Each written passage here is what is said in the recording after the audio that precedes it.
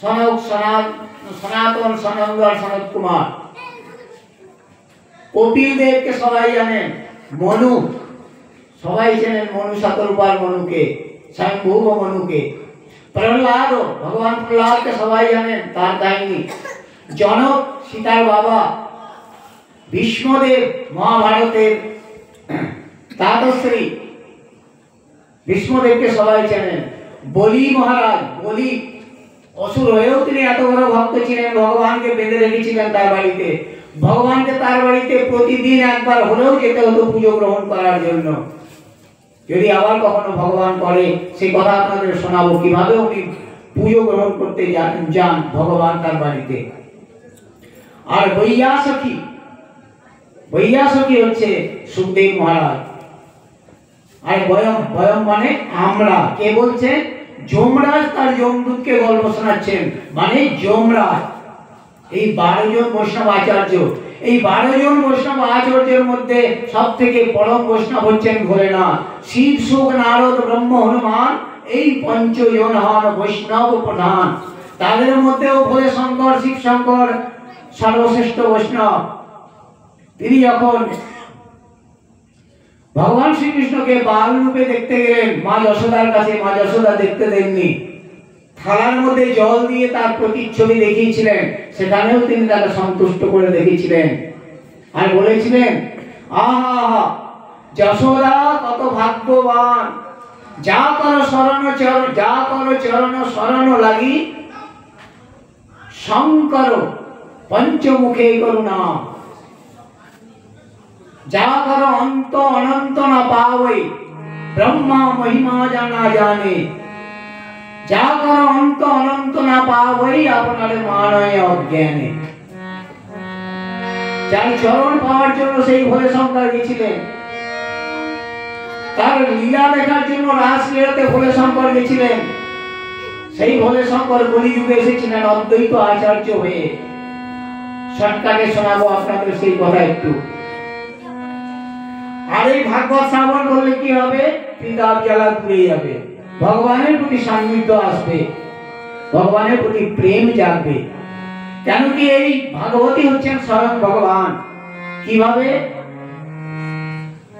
দ্বাপর যুগের শেষের দিকে যখন ভগবান শ্রীকৃষ্ণ লীলা সম্পাদন করছিলেন প্রভাস তীরে, পরম জ্ঞানী উদ্ধবজি এলেন, এসে বললেন, হে প্রভু তুমি তো চলে যাচ্ছ,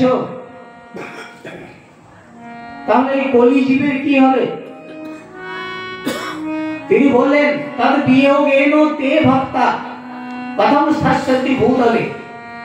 হে প্রভু তোমার চলে যাওয়ার পরে এই যে ভক্তগুলো, ওই কলিযুগের ভক্ত কোথায় যাবে? এরা নির্গুণ উপাসনে কাষ্টম, এরা নির্গুণ উপাসনা করতে পারবে না, মুনি ঋষিদের মতো ধ্যান করতে পারবে না, জপ করতে পারবে না। তাহলে তারা কি করবে? তত কিঞ্চিত বিচার হয়, কিছু একটা চিন্তা করো। ইতি উদ্ধব বচস্বা, উদ্ধবের এই কথা শুনে ভগবান চিন্তা করলেন, প্রবাসে চিন্তায় ধরি, প্রবাস তিনি চিন্তা করলেন, ভক্তাবলম্বনার্থায় কিং বিধেয় মমেতি চ। তা তো ঠিক, ভক্তের জন্য, ভক্তের মঙ্গলের জন্য আমি কোন বিধি দেব? তারপর কি করলেন? স্বকিয়ং তদ ভবেত্তৈশ্য ভাগবতে যোগদা, নিজেকে 2 ভাগে ভাগ করলেন।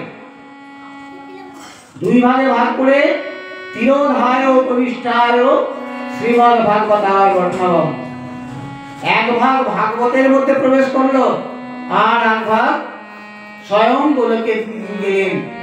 আর এই শ্রীমদ্ ভাগবত হলো ভগবানের প্রতিরূপ।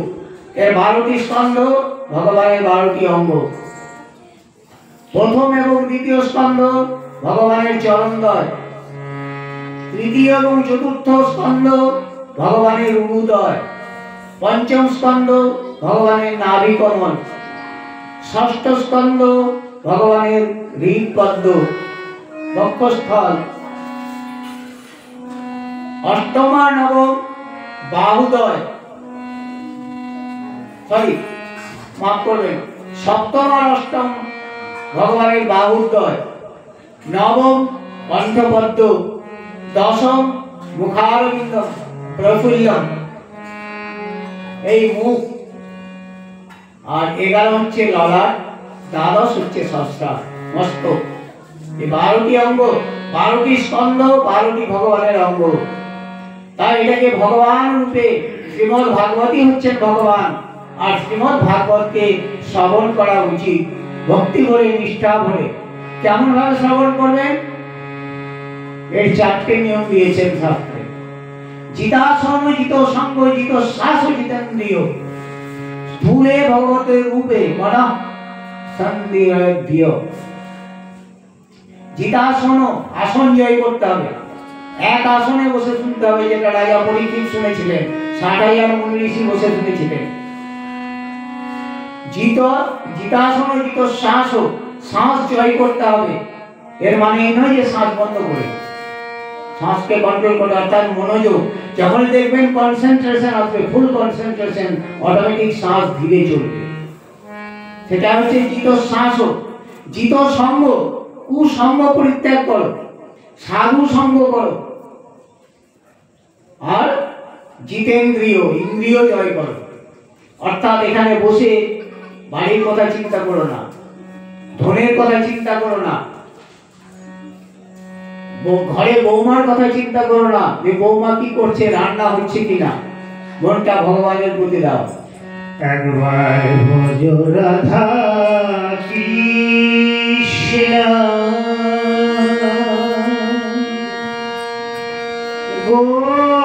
গোপাল কৃষ্ণ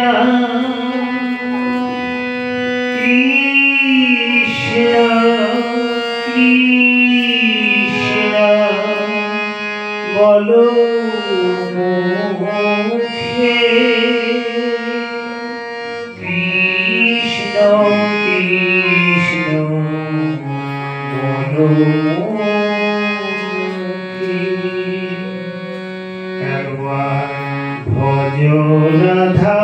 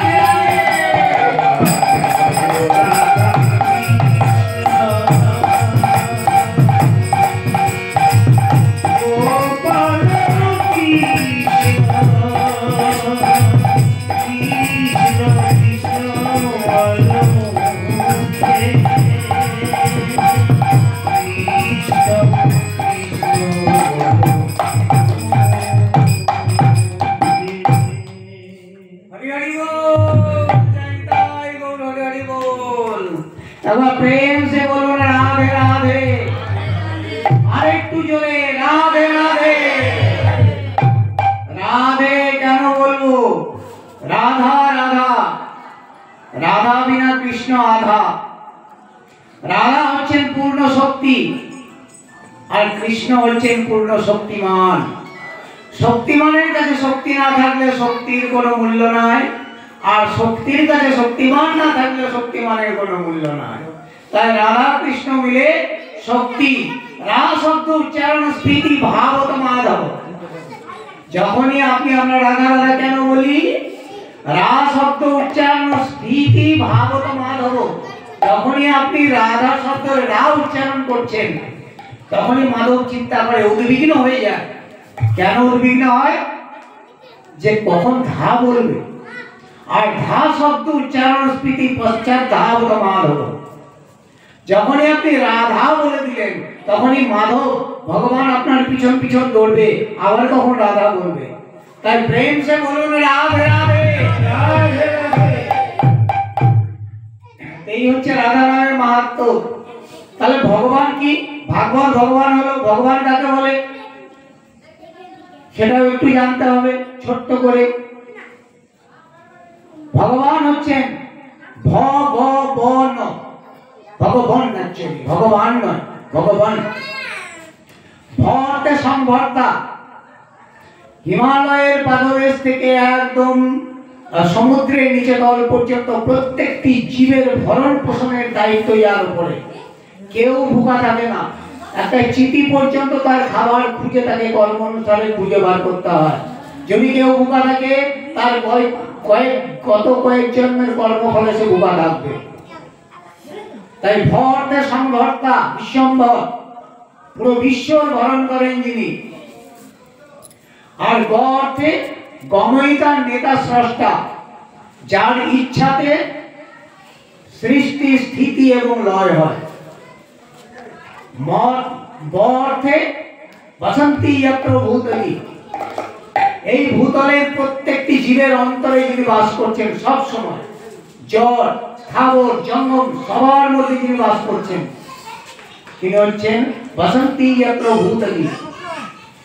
আর নর্থে আনন্দ লাদিনী, যার নামে আনন্দ, যার কথায় আনন্দ, যার গানে আনন্দ, যার দর্শনে আনন্দ। এ হচ্ছে ভগবান। শাস্ত্রে আর একভাবে ভগবানের বর্ণনা করেছেন, ঐশ্বর্যস্য সমগ্রস্য বীর্যস্য যশস্ত্রিয় জ্ঞান বৈরাগ্য বশ্চৈব সংজ্ঞান ভবতি কলা। এই ছটি কলা যদি কারো মধ্যে থাকে, কি? ঐশ্বর্যস্য সমগ্রস্য, পরিপূর্ণ রূপে ঐশ্বর্য, শ্রী, ঐশ্বর্যস্য সমগ্রস্য, বীর্যস্য বীর্যতা, যশ, শ্রী জ্ঞান এবং বৈরাগ্য। এই ছটি কলা যদি কোনো জীবের মধ্যে পরিপূর্ণ রূপে থাকে তাহলে সে ভগবান হতে পারে। তাই এই হচ্ছে ভগবান। রাধে রাধে। একবার প্রেম সে বলুন রাধে রাধে। এই অল্প করে একটু ভাগবত কথা আমি বর্ণনা করলাম, ভাগবত বিষয়ে, পদরোল বিষয়ে আর আমাদের দেহতত্ত্বের বিষয়ে। এবার কলিযুগের ভগবান শ্রীকৃষ্ণ চৈতন্যর কথা কিছু আলোচনা না করলেই নয়। কারণ কি, কলিযুগের ভগবান হচ্ছেন আমাদের ভগবান শ্রীকৃষ্ণ চৈতন্য। এই শ্রীকৃষ্ণ চৈতন্যকে শ্রী মানে সুন্দর, কৃষ্ণ মানে কর্ষণ করে উদ্ধার করে, যে মানে আপনার কর্মফল অনুযায়ী আপনাকে দিয়েই কাজ করিয়ে নেবে। এই যে আমি ভাগবত পাঠ করছি, এই যে গুরুদেব আমাকে দীক্ষা দিলেন, এই যে গুরুদেব ভাগবত পাঠ করে বেড়ান, ভগবান কিন্তু তার কাজ আমাকে দিয়ে করে নিচ্ছে যে বেটা তোর কর্মে এটাই আছে, তুই আজকে আমার কথা তোর মুখ দিয়ে সবাইকে শোনা, তোর গুরুদেবকে সন্তুষ্ট কর, তুই আমাকে সন্তুষ্ট কর। এটা হচ্ছে কৃষ্ণ, শ্রীকৃষ্ণ চৈতন্য। জ্ঞান যার মধ্যে আছে, চৈতন্য যাতে মানে পুরো সম্পূর্ণ জ্ঞানময় করে দেওয়া হয়, তার মানে আপনাকে উদ্ধার করে দেওয়া হয় যে নামের মাধ্যমে। এই জ্ঞান দেওয়ার জন্য তিনি কি করলেন? পরম মহামন্ত্র নাম হরে কৃষ্ণ কৃষ্ণ কৃষ্ণ হরে হরে, হরে রাম রাম রাম হরে হরে, এই মর্তে তিনি নিয়ে এলেন। তিনি জন্মালেন তখন তার সঙ্গে করে হরিনাম নিয়ে এলেন। কিন্তু তিনি একা সম্পূর্ণ নয়। পঞ্চতত্ত্বাত্মকম ভগবান কৃষ্ণম ভক্তরূপ স্বরূপকম ভক্তাবতার ভক্তাক্ষম নমামি ভক্ত সাত্বিকম। পঞ্চতত্ত্বাত্মক কৃষ্ণ, এই কৃষ্ণ ওই তারপরে কৃষ্ণ নন, ইনি হচ্ছেন শ্রীকৃষ্ণ চৈতন্য, যিনি একা সম্পূর্ণ নন। তাহলে তিনি পার্শ্বদের নিয়ে সম্পূর্ণ। শাস্ত্র বলেছেন কৃষ্ণ বর্ণম তেষা কৃষ্ণ সাঙ্গ পাঙ্গাস্ত্র পার্শ্বদম। সেই কালো রঙের কৃষ্ণ যে সাঙ্গ পাঙ্গ নিয়ে এসেছেন এই কলিযুগে, সেই সাঙ্গ পাঙ্গ কে কে? প্রধান হচ্ছেন 5 জন। মাঝখানে যিনি গৌরাঙ্গ মহাপ্রভু, তার কথা তো বলার কিছু নয়। তিনি হরিনাম সঙ্গে করে নিয়ে এসেছেন মর্তে। যারা হরিনাম বিদ্বেষী তারাও পর্যন্ত হরিনাম করেছে সেদিন, যেদিন মহাপ্রভুর জন্মগ্রহণ হয় 1407 খ্রিস্টাব্দে নবদ্বীপে সতী সিন্ধু গর্ভ মাঝে। সেদিন আকাশে গ্রহণ লেগেছিল, ফাল্গুনী পূর্ণিমা ছিল, ফাল্গুনী নক্ষত্র ছিল। আর ওই গ্রহণ লেগেছিল বলে ভক্তরা খোলকর্তাল নিয়ে গঙ্গা স্নান করতে যাচ্ছিল হরে কৃষ্ণ নাম নিয়ে।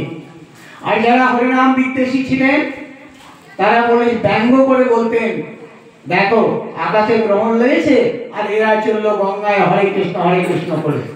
তারাও প্রকারান্তরে হরে কৃষ্ণ নাম নিলেন।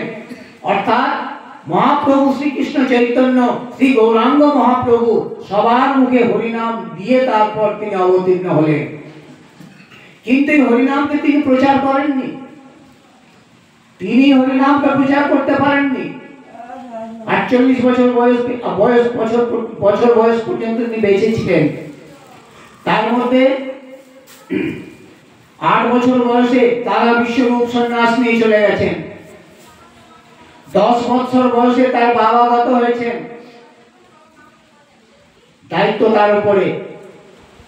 তিনি গঙ্গাদাস পণ্ডিতের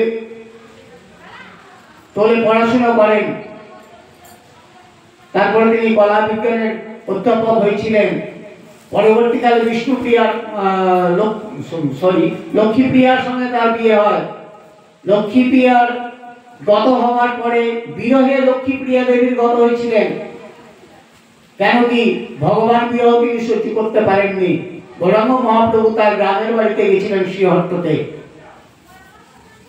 কিছু কারণে,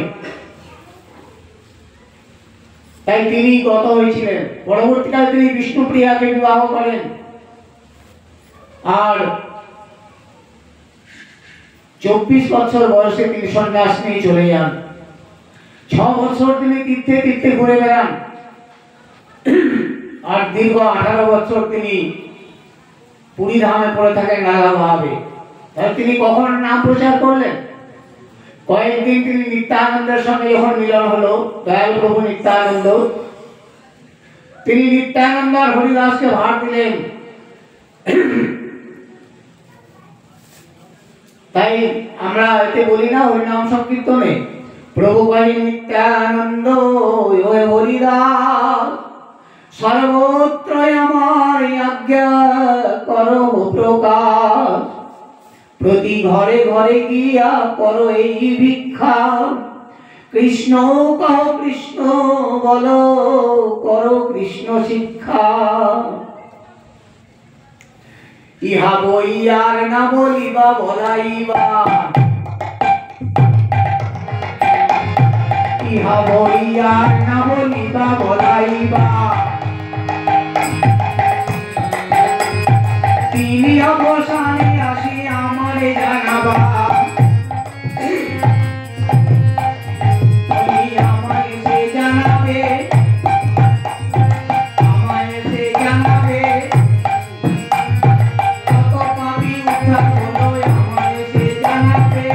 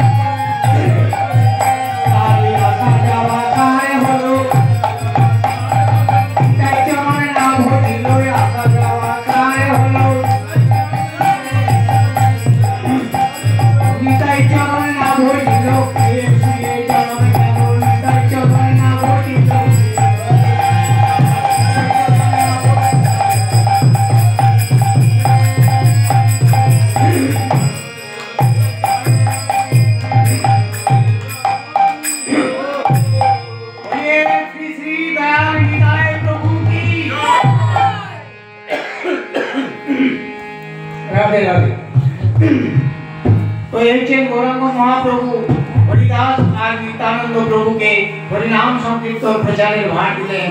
আর নিত্যানন্দ মহাপ্রভু অতি অধম পতিতের ঘরে ঘরে গিয়ে আলিঙ্গন দিয়ে তাদের উদ্ধার করলেন।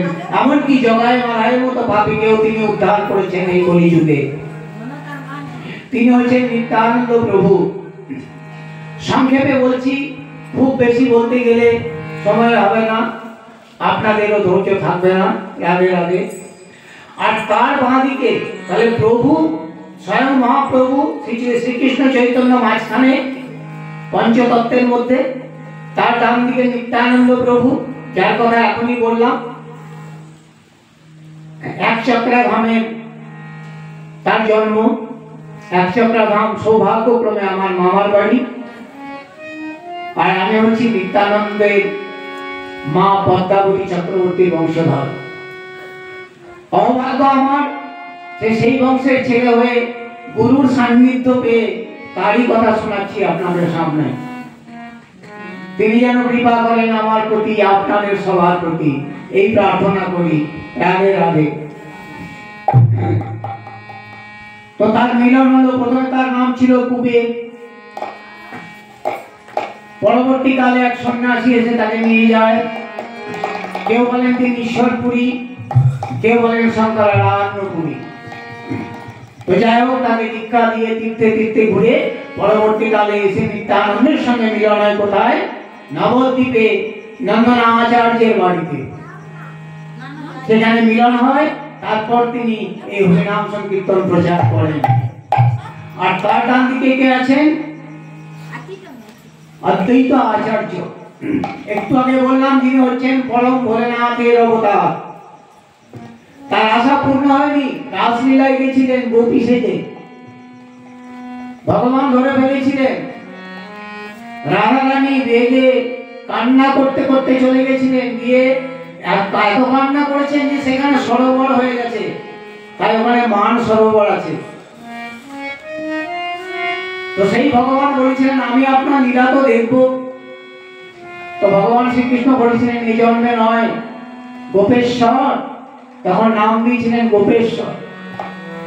গোপেশ্বর এই জন্মে নয়, আগামী কলিযুগে যখন আমি কৃষ্ণ চৈতন্য অবতার হয়ে যাব, তখন তুমি অদ্বৈত আচার্য হয়ে আমার আরাধনা করবে। আর আমি তোমাকে আমার প্রধান পার্ষদ করব। তা সেই অদ্বৈত আচার্য তিনি পদব্রজে পুরো ভারতবর্ষ ভ্রমণ করেছিলেন। একদিন ভারতবর্ষের প্রত্যেকটি মানুষের মধ্যে দেখলেন অনাচার অত্যাচারে ভরে গেছে। মারামারি, কাটাকাটি, চুরি, এই সমস্ত চলছে। তিনি কি করলেন? ওই বাবলাতে বসে, শান্তিপুরের বাবলাতে বসে তুলসী পাতার উপরে নয়নের জল দিয়ে গঙ্গা জলে ভাসিয়ে দিলেন। আর বললেন হে প্রভু, কবে আসবে তুমি? তুমিই তো বলেছো তোমার সংসারে যখন যখন এই পাপ ভরে যাবে, যখন যখন পাপই এসে যাবে, তখন তুমি আসবে এখানে। তো কবে আসবে প্রভু? বলো কবে আসবে?